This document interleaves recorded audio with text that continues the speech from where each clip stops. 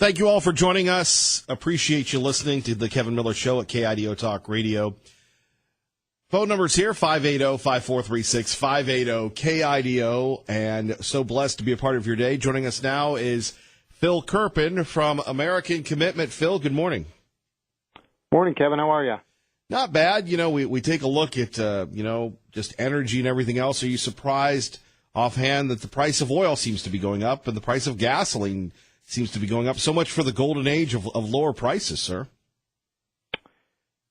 Well, these are pretty complex markets, and it doesn't always go exactly the way you think it will go. In particular, the dollar's sort of stalled out, and so we're starting to see, the oil go up. Although we have seen, recently, the last few months, we've seen the oil rising even as the dollar was rising, which is unusual. And so it's a little bit of a strange situation. Probably has something to do with the geopolitical situation in the Mideast and sanctions coming back on Iran. But we do have rising oil prices at the moment, and that's never a good thing for people who are paying at the pump. And it helps the energy sector in the United States, but on net, it's not a good thing for the economy when we have high oil prices. In addition to that, we also have perhaps the return of a reinvigorated fracking industry domestically here. Yeah, it's definitely good for the energy sector when we have higher prices and oil and gas production is booming. We're on track to be the number one producer in the world of both oil and gas, probably by next year, which is pretty incredible. I don't think, 10 or 15 years ago, you would have been crazy if you said U.S. is going to be the number one producer of oil and the number one producer of gas, and that's where we are. And so these sort of moderately higher prices are a positive for the energy industry in the United States, and our rig count, which had been declining, has been back on the upswing, and our exports are booming, and the energy sector is doing very well with high prices. The problem is the sector that consumes energy, which includes everyone who fills up a gas tank, is a little bit larger than the energy sector, and so it's not good news for the economy more broadly, even though you obviously have a lot of winners in the energy sector. Unless you're going to, you have a Prius or you're going to go buy a Prius, perhaps the return of the Prius mania that we saw for a little while, and there'll be a cap at least on the F-150s for a while. Well, I don't know about that. People have such a strong preference for larger vehicles. We did when prices were over $4 a gallon and some places reaching $5, you did see people changing the types of vehicles they were buying. But I don't think you're going to see a lot of that at $3 or even $3.50. Phil Kerpen joining us from American Commitment here at KIDO Talk Radio. Kevin Miller in the morning. So, Phil, before we get to NAFTA and the wiring of NAFTA, if you will, your thoughts on how the president's doing. We really don't get the truth from the media. Hey, unemployment's down. Oh, we say this reluctantly. Hey, people are working. Well, we say it reluctantly. So your view inside the Beltway, what type of job is the president doing? Is he accomplishing things that we're not hearing about here in Idaho? Well, I think the deregulatory push has been very successful across the federal government, and sort of that suffocating regulatory environment that we had in the Obama administration really ended as soon as he came into office. It was sort of an all-clear sign, a huge pivot point for the U.S. economy. I mean, to me, the most amazing fact I saw in this was a study the American Action Forum did on calendar year 2017, what the regulatory costs imposed on the U.S. economy were, and they found 81% of total regulatory costs imposed on the economy in calendar year 2017, 81%, within the first 20 days of the year when Obama was president, which is just astonishing, and I think shows what a total sea change we had in the regulatory environment when President Trump took office. And then, of course, the fact they got that major tax cut bill done, after a year where it looked like Congress wasn't going to get much of anything done, they got a major tax cut done. That especially on the corporate side is sort of a landmark reform that we haven't seen in many decades. Not only did rates come down, but there's a huge incentive for capital investment because it can be expensed in the first year. For the next 5 years, there's 100% expensing in that bill. And so we really have seen sort of this huge unlocking of capital and investment in the U.S. economy. And a lot of it has already gone to workers, which is also surprising. We've seen a lot of bonuses and raises. Economic theory says that it should take a couple of years for the benefits to get to workers because you need to have investment, which leads to higher productivity, which leads to higher wages. But we've seen it much, much more quickly than economic theory would suggest. And you kind of look at everything that's happening, and it adds up to we're probably going to be at around 4% economic growth in the second quarter of this year, which is incredible. And the economy is performing very well. We've got unemployment at 3.9%. And normally, when the economy is performing, at sort of a multi-decade high, you'd have a president writing 70-80% approval, but it doesn't happen for this president. He does not get credit for the good economy that we've got. And, there are an awful lot of people that are just never going to have a positive opinion of him, never going to say they approve of his job performance almost no matter what's happening. And so, we've seen him stuck still in the mid-40s, even with, this very strong economic performance. And it's a big question mark, I think, because the political science models normally say that when the economy is doing this well, should be a very good year for the president's political party, and yet, we're seeing all these special elections. Democrats are winning. We're seeing the poll numbers stuck kind of in the mid-40s, and so I don't know what's going to win out here: the hatred of the president or the normal kind of economic political fundamentals. But they're certainly kind of in opposite directions right now. Great point, Phil Kerpen joining us from American Commitment. Kevin Miller here at KIDO Talk Radio.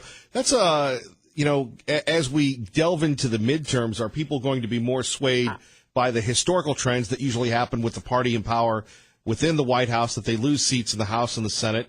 Or could we see, as we saw during the general with the president, that the Trump magic will derail these historic trends that seem to happen? Could we see perhaps the Republicans retaining or even a red wave to counter this media-hyped blue wave that's allegedly rising? I think if the election were today, Republicans would probably gain a few seats in the Senate on net and would lose, 15 to 25 seats in the House. And so House control, I think, would be very close one way or the other. It could go either way, kind of where I see things right now lined up, both race by race and kind of the national polling. The Senate map is very perilous for Democrats because they're defending 10 U.S. Senate seats in states that President Trump carried, and in a lot of those he's very popular, even though his numbers haven't been that great nationally. And so, it's very possible we could get kind of a split verdict this year where Democrats win the House, but Republicans gain a few more seats in the Senate. And that would set up a pretty interesting next couple of years because the Senate would keep processing, tons of judges and keep focusing probably on nominees, and the House would probably be doing all kinds of crazy investigations and maybe impeachment and whatever else. And so, it's a very strange environment right now, and it is hard to predict. But, it's also, Kevin, it's almost 6 months from now before we're going to have an election. It could change 5 more times between now and then. And so, I don't know. If it had been 2 months ago, I would have told you the Democrats are going to win the House big, and the Senate is going to be very close, could go either way. Now it's kind of things have moved back a little bit towards Republicans, and, who knows from here? It could go either direction. But, I just, you have to think that the strong economy is going to lead people to support the incumbent party. Just, I think people are feeling a lot better about their own finances right now than they were a couple of years ago. And that should make them feel better about the party in power. Normally it does. The only question here is if, the president's style offends people such that even when they're feeling good in their pocketbooks, they want to send a message against him. Phil Kerpen joining us, American Commitment. Kevin Miller in the morning here at KIDO Talk Radio. So, let's take a look at NAFTA. NAFTA renegotiation, will that impact people in Idaho and Iowa as well?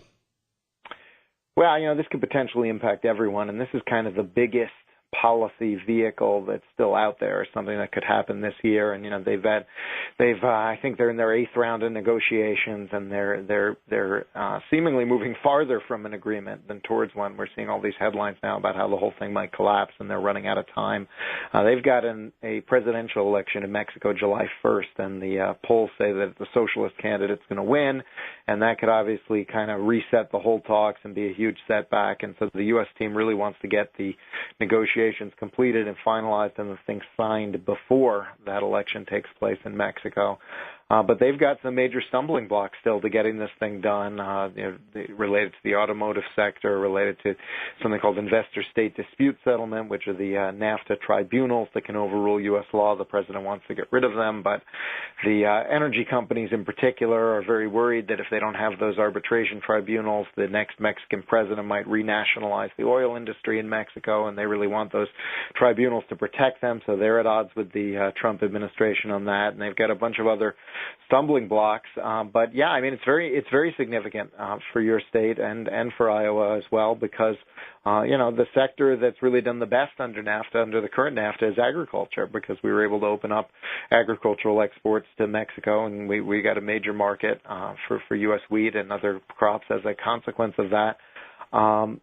If the renegotiations fail, the big question is going to be, does the president try to withdraw from the existing agreement, which I think would be a disaster? We really need to have an agreement that's better for the U.S., but nothing at all would not be better for the U.S. given how many, sectors benefit from the current NAFTA, as much as it's been painful for some places, particularly in the Midwest, where manufacturing hasn't done as well. So I think, they've got to get this done in a way that preserves the benefits, preserves the upside of the current NAFTA, but also, addresses kind of the political promises that the president made with respect to the auto industry and other kind of manufacturing sectors that were politically important in those Midwestern states. And so, I hope they can find a way to get this done in a positive that's a win-win, turned into a political victory. And the strategy that we've been urging them to follow is one that Senator Cruz put forward with the support of Steve Daines and Cory Gardner, which is the idea of adding a new chapter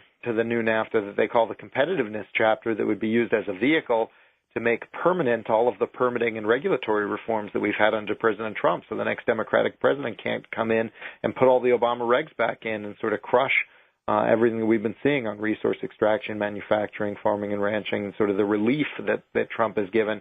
If we were able to do that, if we were able to make the permitting and regulatory reforms permanent, that would be huge. That would be huge for investment in the U.S. and for competitiveness and for trade. We would do much, much better in our trade relationships if companies could choose the U.S. as the place to invest and expand without fear that the next administration would sort of put all of the Obama rules and regulations back in and sort of resuffocate the U.S. economy. And so that, I think, is such a brilliant idea that could turn this whole NAFTA renegotiation into a much, much bigger win for the United States by kind of expanding the subject matter. And so that's the strategy we've been urging them to follow. But so far, the U.S. negotiators don't seem to want to add anything else to the table because they're so desperate to try to get something wrapped up and completed as soon as possible. And so, I think, unfortunately, though, the downside of not expanding the scope to go for a bigger, bolder victory is you might end up with nothing, because the whole thing could collapse at this point. And, it's not clear they're going to be able to get an agreement. And if it does collapse, I really hope the president does not follow through on that threat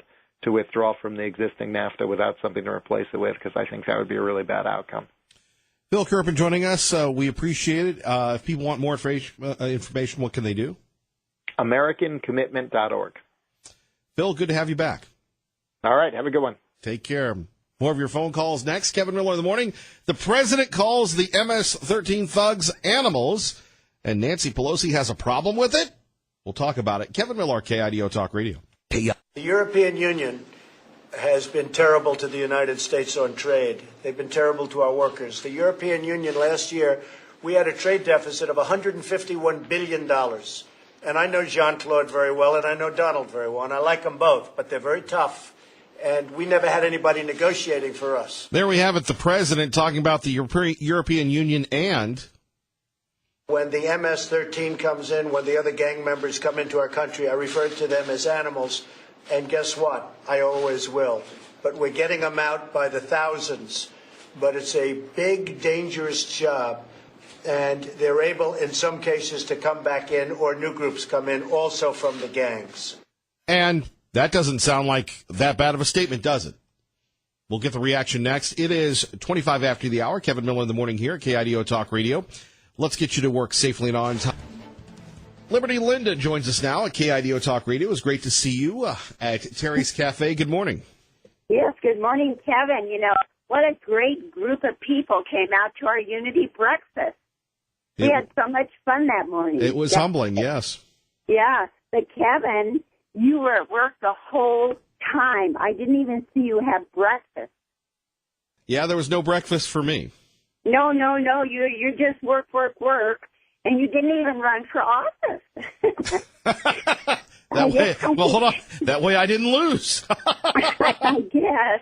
You're always a winner. But anyway, you were at work so hard that morning, and I think it's wonderful how you helped every single person get their individual message out.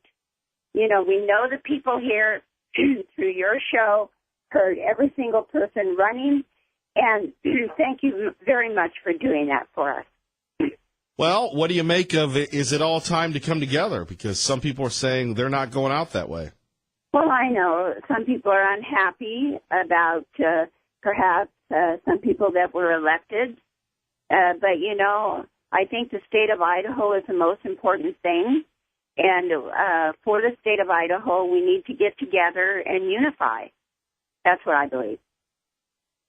But you have a lot of people that are saying, nope, they're not doing it. I know. I heard them. I recognize them. You know, I think that our good friend David Leroy, I think that he should go out as perhaps in the movies or an announcer. He has this great, deep voice. I don't know if you noticed that about him, but, you know. No, I get the comments about David Leroy's voice all the time. Uh-huh. Well, no, he has a great voice. He should be an announcer. He should go into show business. I think that would be a step down from being the successful attorney he is. But back to this point, you back Dr. Ahlquist. You're going to back Lieutenant Governor Brad Little, right? Well, yes, because he won. But unfortunately, I think so many people out there have no idea who's running. They will go into their booth, and they'll see a name they recognize, and they put a mark behind that name. I know I talked to many, many, many people out there, and they absolutely knew no one that was running. And I believe that's what they do. And that's why the same person gets reelected each time. But on the other hand, I mean, you have to pick I guess in the general you don't, but when you go into your voting booth, you've got to go do the Republican or Democrat. And they said that to me. I go, I'll take the good guys. Well, that's a nice way of putting it. That's right. I didn't say the libs. I said the good guys. I said I'll take I'll take the good guys, not the libs. And it's funny. You ever notice that with the libs though? They don't like being called the libs. The libs. The liberals. The liberals. Yeah. I mean, that's kind of a tongue-in-cheek way of saying what they are. They're the libs. Yeah, well, you know, we understand that language here in the United States. That's right, we do. We shorten everything. But now we have this exciting race coming up with Brad Little against Paulette Jordan. Is that going to be interesting or what? Well, you know, somebody said to me that, you know, it's up to the lieutenant governor that 60% of the Republican primary folks didn't vote for him. And he's got to reach out to those folks. But I think Dr. Ahlquist and Congressman Labrador did a really good thing yesterday. I'm sure it wasn't easy for them. Well, they both worked very hard. And, you know. Now, it would have been nice if they had given us the time of day at our breakfast. But, you know, you can only prepare the meal. You can't force people to eat.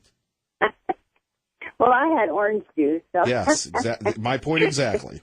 And that gets you going.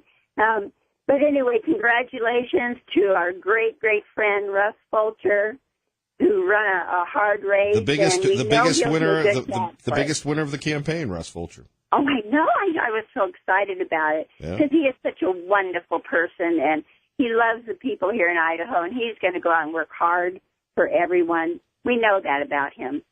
And yet we liked all the others, too.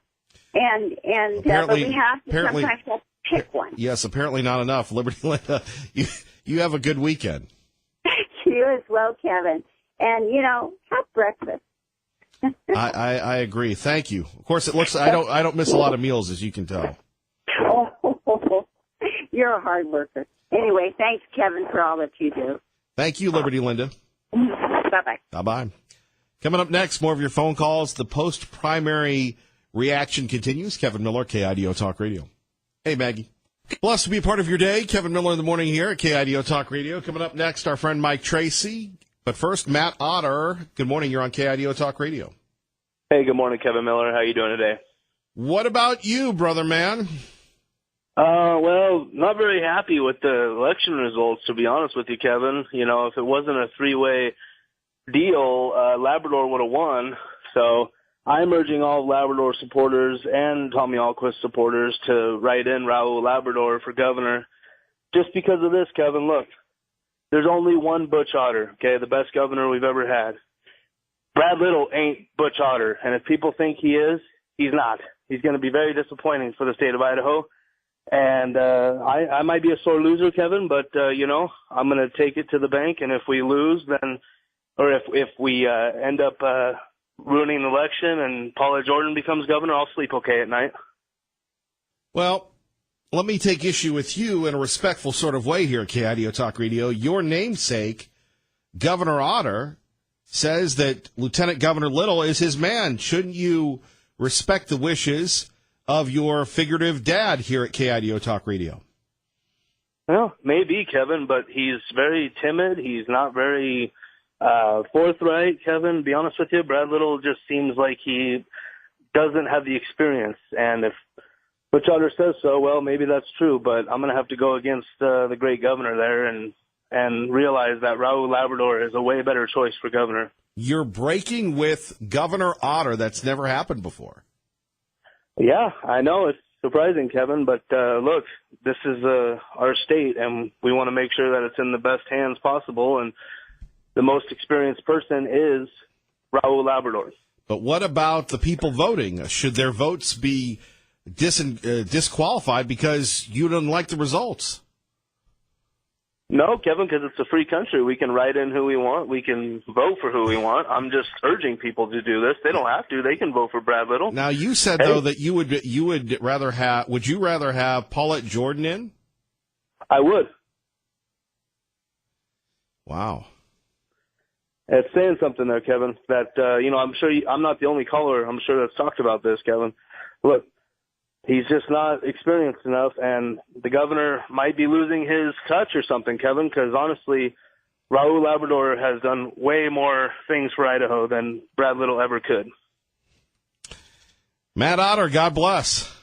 God bless, sir. Thank you, and have a great, grand day. You as well. Let's go to our political insider, Mike Tracy, on KIDO Talk Radio. Good morning, sir.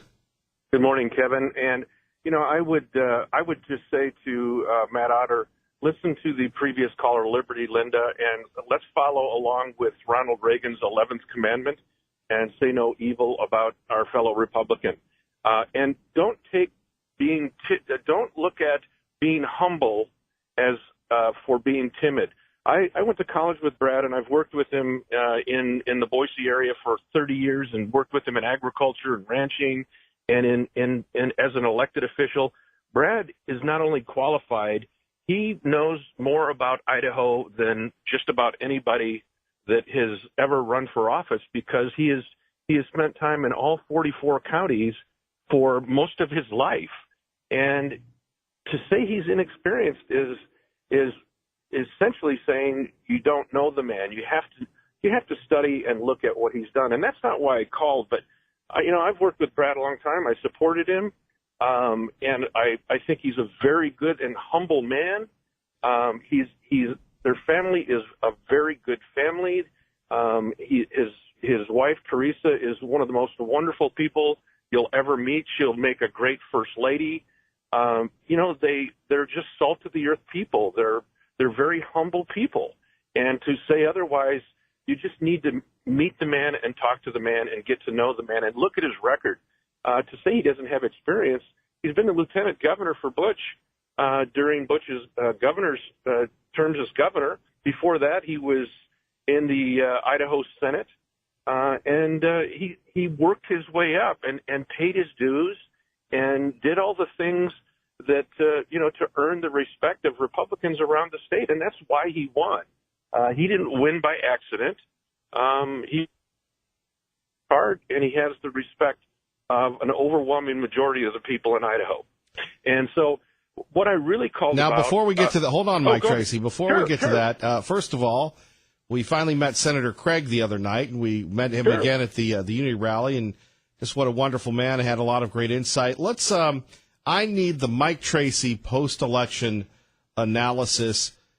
I say the last couple weeks swung it more frequency, the comparative or negative advertising swung it towards the lieutenant governor. There was no response to it. And I'd love to get your insight into the lieutenant governor's race as well. How did we get to the results that we did? Well, I saw polling data that showed that Tommy Alquist, the Thursday before the election, had a 34% approval rating and a 38% disapprove. And he's never held elected office. I believe the negative advertising that he ran really hurt him and really hurt, the whole process in general. People in general don't like negative advertising, but he did not have a base of support to do that kind of negative advertising. I mean, right out of the gate, he started being negative back in either January or February, and I think that hurt him, especially when you look at he didn't even win Ada County, his base. Brad Little beat him by 6,000 votes in Ada County. And he beat the congressman by 3,000 votes. He beat the congressman by 3. And if Tommy could not win Ada County, he had no prayer of winning the rest of the state. That this was his home base. This is where he has done all his work. Raul, on the other hand, Raul really was hurt in the Magic Valley. He got creamed in the Magic Valley, and he didn't win a single county in eastern Idaho.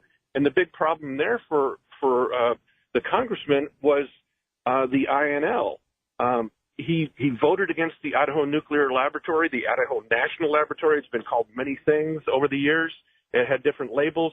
But the bottom line is the INL is literally and still the largest employer in eastern Idaho. And to oppose funding for the INL was one of the big reasons he lost. Brad and Tommy won all the counties in eastern Idaho, a good 16 to 20 counties over there, depending on how you look at eastern Idaho.